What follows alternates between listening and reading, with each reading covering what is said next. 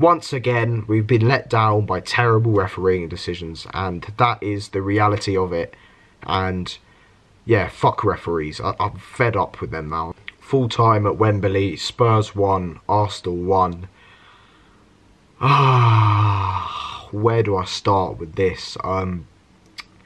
Quite frankly, just to put it plain and simply, we've been completely and utterly robbed of 3 points. You know, 3 decisions went against us for me, 3 blatantly wrong decisions, which, if VAR had been in the game, these decisions would have been overturned. You know, the first one, I'm going to go through the decisions first, and then I'll get into the actual performance.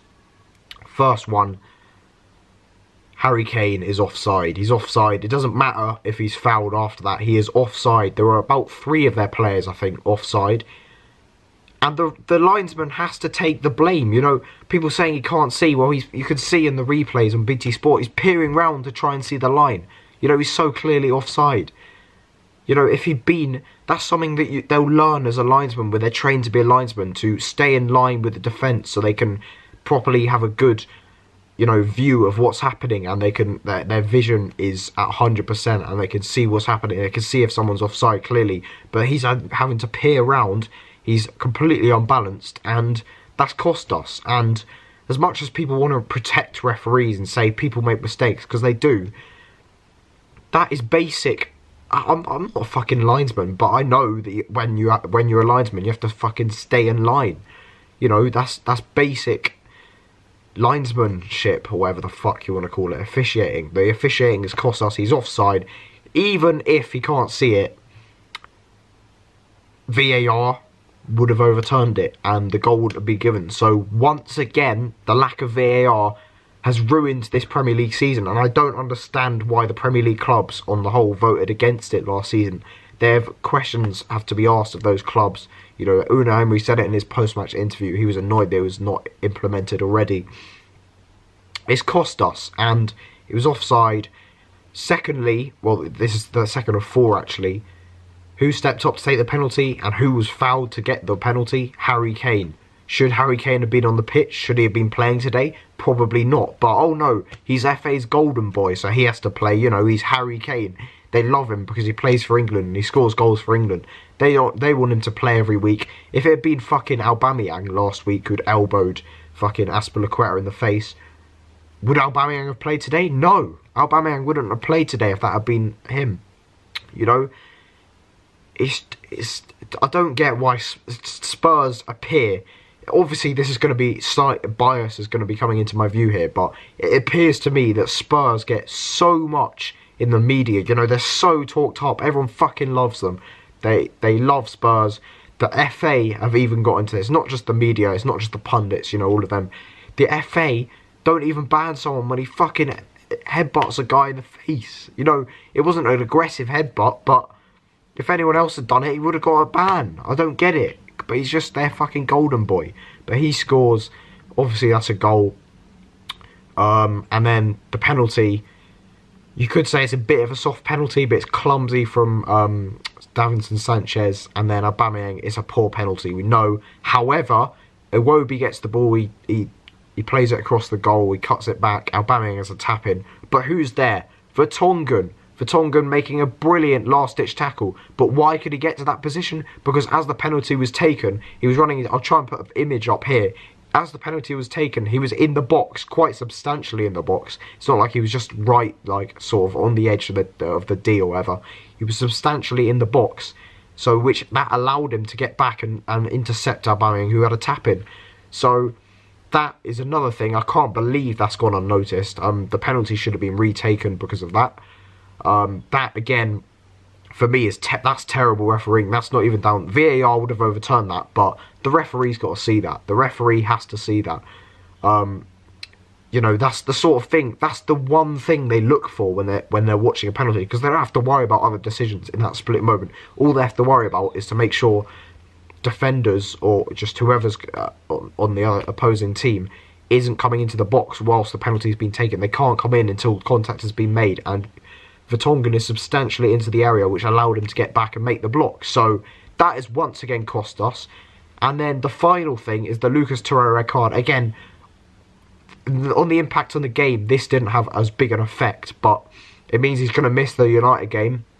He may even miss games after that. You know, I think we've got Newcastle after that. You know, he's going to be a huge miss. Obviously, he made a big difference in the second half, and for me, it's not a red card. You know, he does catch Rose, but as a player, like Keown was saying after the game, you can't worry about the safety of your other players. You've just got to try and get the ball, and he won the ball, and he did get a Rose in the follow-through. But what happened earlier in the game? Rose goes through, he gets the ball at the back post, and he goes straight into Leno's chest with his studs up, and he got a yellow card. It's the same thing, you know. I know your chest is a bit different to your shin area, but it's still your shins up late from trying to win the ball, and in that case, he didn't even win the ball. You know, Leno got it, but Torreira actually got the ball, and he came through in the follow-through. It's not a straight red card. It's a yellow card at the very most, you know.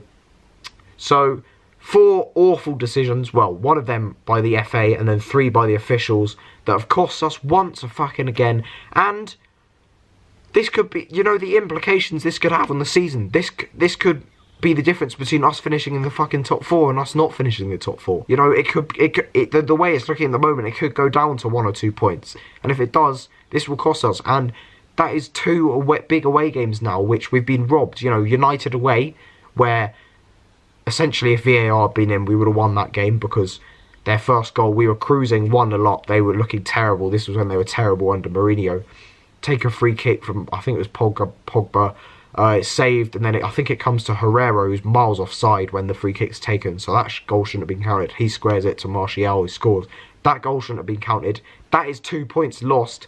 This today was 2 points lost because of terrible officiating, and if VAR had been in the game, it wouldn't have happened. So that's 4 points we could have gained from those two games, and then we would have been on 61 points. Spurs would be a point less on 60, and United would be on 54. So they would be 6 points behind us with a game in hand. So it would have made quite a big difference already, these 2 results. But in the context of the game, I probably would have taken a point before the game just because of our terrible record there. But with the nature of how the game went out and how the game planned out, I'm really disappointed that we've not been able to get the points. And yeah, what I'm saying is essentially referees ruin football. And I don't care, and I don't understand why everyone wants to stick up for them or allow them, protect them.